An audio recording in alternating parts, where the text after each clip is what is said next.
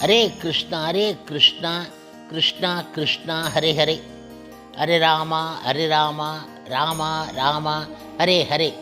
குட்டி கதைகள் 201. இதில் ராமரை போட்டிக்கு அழைத்த பரசுராமனின் கதை காண்போம். முன்பு ஒரு சமயம் அயோத்திக்கு திரும்பும் வழியில் மன்னர் தசரதர் எண்ணற்ற பறவைகள் அச்சத்துடன் தமது தலைக்கு மேல் கிரீச்சிடும் கெட்ட சகுனத்தை கவனித்தார். அதே சமயத்தில் அவருடைய பாதையில் இடமிருந்து வலமாக மான் கடந்து செல்லும் நல்ல சகுனத்தை கவனித்தார். ஏதோ ஒரு ஆபத்து நேர இருக்கிறது என்ற அச்சத்தினால் அரசர் இது குறித்து வசிஷ்டர் இடம் கேட்டார். அதற்கு ரிஷி பதிலளித்தார். பறவைகளின் ஓசை உடனடியாக நேர இருக்கும் ஆபத்தை குறிக்கின்றது. அதே சமயத்தில் அந்த ஆபத்தை பற்றி நீங்கள் அஞ்ச தேவை கிடையாது என்பதை இடமிருந்து வலமாக செல்லும் மான் குறிக்கின்றது என்றார் அவர். இவ்வாறாக தசரத மன்னரும் அவருடைய குல குருவும் உரையாடி கொண்டு இருந்த தருணத்தில் கடும் காற்று வீசத் தொடங்கியது. அதனால் பூமியே அதிர்வுக்கு உட்பட்டு பல பெரிய மரங்கள் முறிந்து விழுந்தன. தூசி மண்டலம் மேல் எழும்பி எல்லா திசைகளிலும் உள்ளவற்றையும் மறைக்கத் தொடங்கின.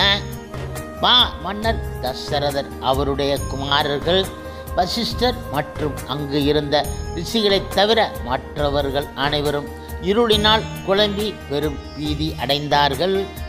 அந்த சமயத்தில் அங்கே புகழுக்கு உரியவரும் பயங்கரமான போர் வீரருமான முழுமுதற் கடவுள் மற்றும் பரம புருஷ பகவான் ஸ்ரீ கிருஷ்ணரின் அவதாரமான பரசுராமர் ஜடாமுடி தரித்தபடி வலது புஜத்தில் கோடாரியும் இடது புஜத்தில் வில்லும் வைத்தபடி கையில் ஆற்றல் வாய்ந்த அம்புடன் திடீரென அங்கு தோன்றினார்.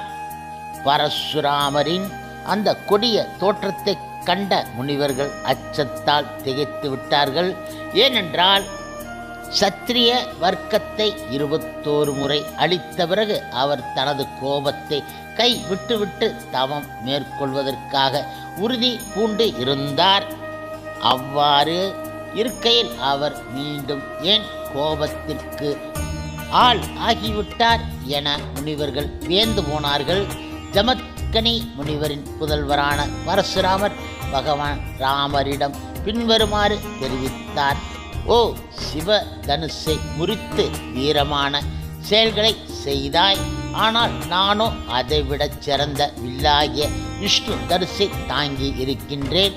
நீ உன்னை உண்மையான வீரனாக கருதினால் இந்த வில்லை எடுத்து நாணை பூட்டு. நாணை அம்பின் முழு நீளம் வரை இழுக்க உன்னால் முடிந்தால் என்னுடன் போர் புரிய தகுதி வாய்ந்தவனாக உன்னை கருதுகின்றேன் என்றார் அவர். இந்த அரை கூவலை கேட்ட மாமன்னர் தசரதன் தாம் செல்ல மகனை இழந்து விடுவோமோ என்ற அச்சத்தினால் ஆட்கொள்ளப்பட்டு நடுங்கும் குரலில் பரசுராமர் இடம் கூறினார். முனிவர்களில் தலை சிறந்த பரசுராமரே, போரிடுவதற்கான உங்களின் கோப மனப்பான்மை தயகூர்ந்து கை விட்டு விடுங்கள். பூமியை கஷ்யபருக்கு அளித்தவருக்கு தாங்கள் போர் புரியும் முடிவை கை விட்டுவிட்டு மகேந்திர மலைக்கு தவம் புரிய சென்று விட்டீர்கள் என்பதை தங்களுக்கு பணிவுடன் நினைவு ஊட்டுகின்றேன் என்றார் அவர். இப்பொழுது தசரதரை புறக்கணித்த பரசுராமர் தொடர்ந்து ராமரிடம் கூறினார். சிவதனுசு விஷ்ணு தனுசு இவை இரண்டும் விஸ்வகர்மாவால் நிர்மாணிக்கப்பட்டது. எனினும் திரிபுராசுரனை கொள்வதற்காக அவற்றில் ஒன்று சிவபெருமானிடம் கொடுக்கப்பட்டது. இப்பொழுது சிவபெருமான் அந்த அசுரனை கொன்ற பிறகு ஒரு நாள் பிரம்மா இடம் சென்ற தேவர்கள் சிவபெருமான் பகவான் விஷ்ணு இவர்களில் இருவரில் யார் மிக சக்தி வாய்ந்தவர் என்பதை ஆவலுடன் வினவினார்கள். பிரம்மதேவர் தேவர்களது ஐயத்தை தீர்க்க அவர்கள் இருவருக்கும் இடையில் சில மோதல்கள் உருவாக வழிவகை செய்தார். அதன் விளைவாக மூண்ட பயங்கர போரில் பகவான் விஷ்ணு சிவபெருமானுடைய வில்லின் நாணை துண்டித்து விட்டார்.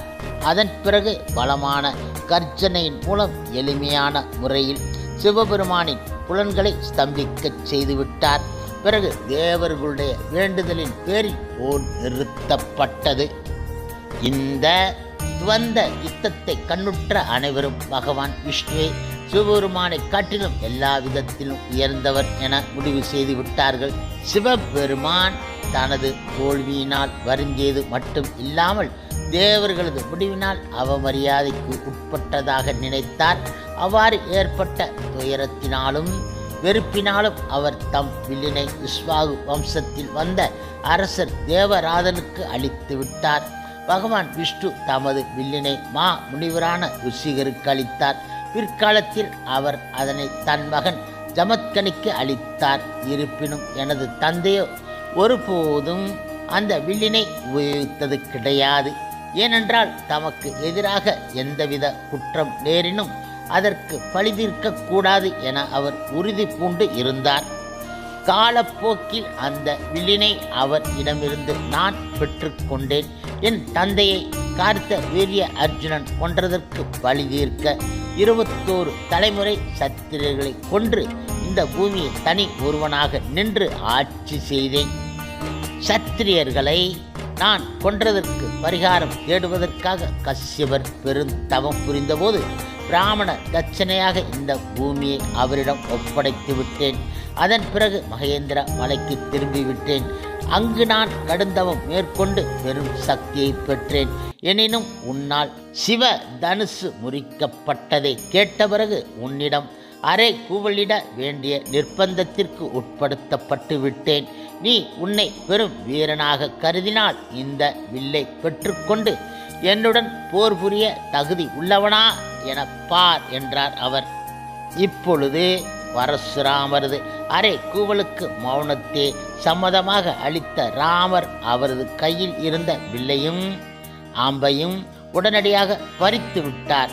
அதனுடன் சேர்த்து அவர் நீண்ட காலம் சேகரித்து வைத்து இருந்த துறவின் வலிமையை பறித்து கொண்டார்.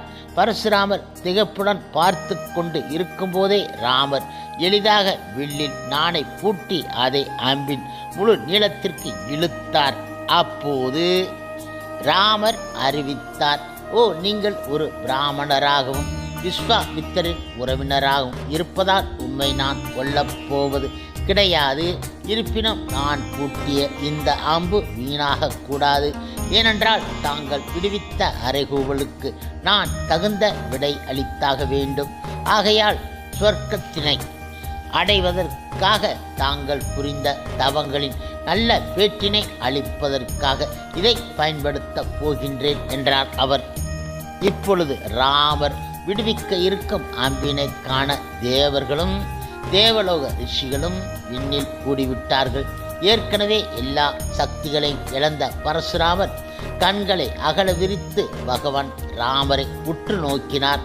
இறுதியாக ராமர் அம்பினை தம் காது வரை இழுத்து பிடித்து எய்ய முற்படுகையில் பரசுராமர் கம்மிய குரலில் கூறலானார், ஓ பூமியை நான் கஷ்யபருக்கு தானம் அளித்த பிறகு இங்கு நான் மீண்டும் வசிக்கக்கூடாது என அவர் எனக்கு கட்டளையிட்டார். எனவே இரவு புலப்படுவதற்கு முன் நான் சென்றுவிட வேண்டும். சொர்க்கத்திற்கு செல்லும் எனது புண்ணியங்கள் பறிக்கப்பட்டு உள்ள போதிலும் மகேந்திர மலைக்கு சென்று தவங்களை தொடர்வதற்காகவாது என்னை அனுமதிக்கும்படி வேண்டுகின்றேன் ராமா என்றார் அவர். ஓ ராமா, நீவிர் சாட்சாத் பகவான் விஷ்ணுவே என்பதை இப்போது புரிந்து கொண்டு விட்டேன். ஆகையால் உமது கரங்களில் தோல்வியை சந்தித்து உள்ள போதிலும் இது குறித்து நான் வெட்கப்பட மாட்டேன் என்றார் அவர். இப்பொழுது பரசுராமரின் வேண்டுகோளை அமைதியாய் ஏற்றுக்கொண்ட ராமர் அந்த ஆற்றல் வாய்ந்த அம்பினை விடுவித்து சொர்க்கத்திற்கு ஏற்றம் பெறுவதற்கான ஜமத்கனியின் மகனுடைய தகுதியினை அளித்து விட்டார். அதன் பிறகு பரசுராமர் மகேந்திர மலைக்கு திரும்பிவிட்டார். அவர் சென்ற உடனேயே முன்பு சூழ்ந்திருந்த அந்த இருள் முழுமையாக அகன்று விட்டது. தேவர்கள் விண்ணில் தங்கள் நிலையில் இருந்தவாறே பெரும் உற்சாகத்துடன் ராமரை போற்றி நறுமண மலர்களை பொழிந்தார்கள். பிறகு பகவான் ராமர் அந்த விஷ்ணு தனுஷை வருணதேவனுக்கு அளித்து விட்டார். அதனைத் தொடர்ந்து குழுவினர் அனைவரும் தங்களது பயணத்தை தொடர்ந்தார்கள். அயோத்திக்கு திரும்பிய மாமன்னர் தசரதின் 4 குமாரர்களும் அவர்களது மனைவியர்களும் மிகவும் மகிழ்ச்சியாக வாழத் தொடங்கினார்கள். சிறிது காலம் கழித்து கேகய மன்னர் அஸ்வபதி புதல்வரும் பரதர் மற்றும் சத்ருக்கனின் தாய் மாமனுமாகிய மன்னர் யுதாஜித் தமது மருமகன்கள் தம்முடன் வந்து சிறிது காலம் தங்க வேண்டுமென அழைப்பு விடுவித்தார். அதன்படி 2 சகோதரர்களும் பரதர் சத்ருக்கனர் கேகய நாட்டிற்கு செல்ல ராமர் தமது தந்தையையும் 3 அன்னையரையும் மிகுந்த அக்கறையோடு கவனித்து கொண்டார். மேலும் அவர் நாட்டின் நிர்வாக கடமைகளையும் மனச்சாட்சிக்கும் கட்டுப்பட்டு நேர்மையாக ஏற்று நடத்தினார். இதனால் எல்லா குடிமக்களும் ராமரை மிக மிக விரும்பினார்கள். ராமருக்கும் சீதைக்கும் இடையிலான இயல்பான அன்பு நாளுக்கு நாள் பெருகியது. அவர்கள் ஒருவருக்கு ஒருவர் தங்களை முழுமையாக அர்ப்பணித்து நற்குணங்களாலும் அழகினாலும் பிணைக்கப்பட்டு இருந்தார்கள். உண்மையில் சீதை செல்வ திருமகள் லட்சுமியே என்பதால் அழகே உருவானவளாக திகழ்ந்தார். ராமரது ஆழ் மனதில் தோன்றும் அனைத்தையும் சீதை தனது மனதினால் தெளிவாக அறிந்து கொள்வாள். பெண்மையின் இலக்கணமான மென்மை, கற்புடைமை ஆகியவற்றின் சின்னமாக திகழ்ந்த சீதை தனது கணவன் மன நிறைவுடன் இருப்பதில் எப்போதும் உறுதியுடன் இருந்தாள். ஆகவே வெகு விரைவில் அவளால் எம்பெருமான் ராமரின் இதயத்தை தனது கட்டுப்பாட்டின் கீழ் கொண்டு வர முடிந்தது. தாய் மாமன் யுதாஜித்தினால் நன்கு உபசரிக்கப்பட்ட பரதரும் சத்ருக்கனரும் அவருடன் சிறிது காலம் தங்கியிருந்தார்கள். இதற்கிடையில் மாமன்னர் தசரதனின் செல்ல பிள்ளையாக திகழ்ந்த ராமர் எல்லா பிரஜைகளின் அன்பிற்கும் பாத்திரமாக விளங்கினார். சாட்சாத் பகவான் விஷ்ணு ஆன ராமர் கொடிய அசுரனான ராவணனை கொல்லும் நோக்கத்திற்காகவே மனித சமுதாயத்தில் அவதரித்து இருந்தார். பரமபுருஷ பகவான் ஸ்ரீ ராமர் அனைத்து நற்குணங்களின் களஞ்சியமாக தம்மை வெளிப்படுத்தினார். ராமரது அழகிய திருமேனியின் அம்சங்கள் காண்பவரின் கண்களுக்கு முழுமையாக நிறைவு அளித்தன. ராமர் ஒரு வீர தீர சத்திரியரின் பாத்திரத்தை ஏற்று இருந்தாலும் சுய கட்டுப்பாடு, தன் நிறைவு, பொறாமையின்மை, சொல்லிலும் செயலிலும் மென்மையாக நடந்து கொள்ளுதல் முதலான அனைத்து நற்குணங்களை பெற்று இருந்தார். ராமர் பிறருடைய கடும் விமர்சனத்தை குற்றமாக நினைக்க மாட்டார். அதே சமயத்தில் எவரேனும் சிறிதளவு அன்பை காட்டினாலும் அதனை பெரிதாக கருதி மிக மிக மகிழ்ச்சி அடைவார். அவரிடம் மன்னிக்கும் நல்ல குணம் நிறைந்து இருந்தன. அவர் தமது நிலையில் என்றுமே பணிவுடன் இருந்தார். உன்னத ஞானமும் புண்ணியமும் உடைய சான்றோர்களின் சங்கத்தை மட்டுமே தழுவினார். விருந்தினர்களை அன்புடனும் அனுசரணை உடனும் வரவேற்பதில் என்றும் முன்னிலை வகித்தார்.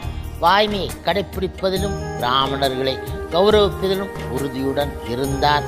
ராமர் பிரஜைகளை மிக மிக நேசித்தார். பிரஜைகளும் அவரை மிக மிக நேசித்தார்கள். ராமர் எப்போதும் சமய கொள்கைகளுக்கு ஏற்ப செயல்பட்டார். அவர் எல்லா வேத சாஸ்திரங்களையும் கற்று தேர்ந்தவராக இருந்தார். இளமை துடிப்பின் இலக்கணமாகவும் நன்னடத்தை தீர்மானிப்பதில் முதிர்ச்சி பெற்றவராகவும் திகழ்ந்தார்.